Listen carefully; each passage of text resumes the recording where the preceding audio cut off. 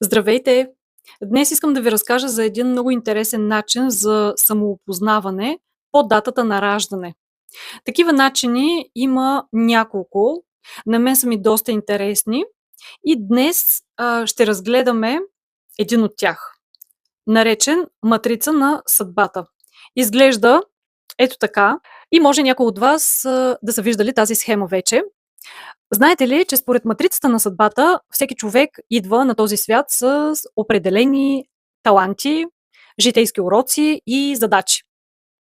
Когато за първи път видях своята матрица, бях изненадана колко много неща описваше за характера ми. Тук може да видите главният ви талант, кармическите уроци, отношенията с родителите и дори финансовите блокажи, как взаимодействате с хората, какъв партньор е подходящ за вас и още много други неща. Буквално това е карта на вас и вашият живот.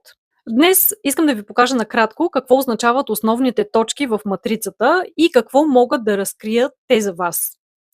Първата голяма синя точка, това е датата на раждане и това е нашият ресурс. Също се явява като визитната картичка на човека. Енергията, която показва какъв сте вие и как ви възприемат околните. Втората точка отгоре, това е месецът на раждане и показва главния талант на човека.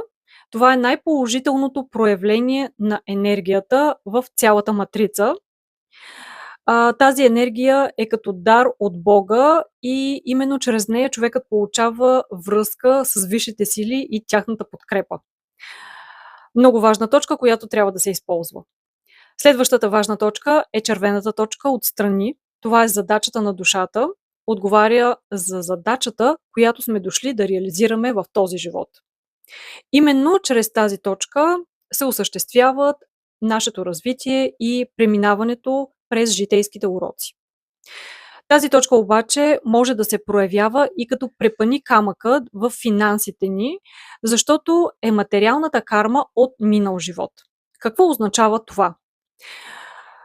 Тази цифра показва с какво сме се занимавали в предишни въплъщения и какво точно не ни е достигнало, за да станем успешни и реализирани. Затова е важно енергията на тази точка да бъде активирана в това въплъщение, в този живот. Именно тази точка се явява и входът на нашите пари.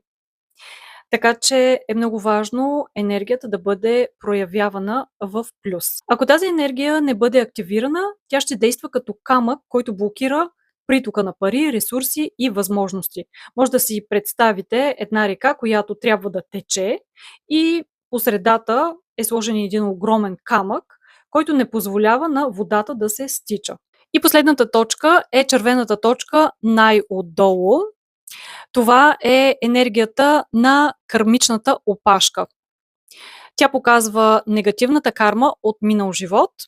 Също разкрива грешките, които човек е направил в минали въплъщения и с какви проблеми ще се сблъска предимно в този живот. Разбира се, това е само кратко запознаване с матрицата на съдбата. В следващите 22 дни си поставям чалендж, защото искам да разгледаме значението на отделните числа от 1 до 22. Така че ако това ще ви бъде интересно, може да се абонирате за канала, харесайте видеото и ще ви очаквам в следващото. До скоро!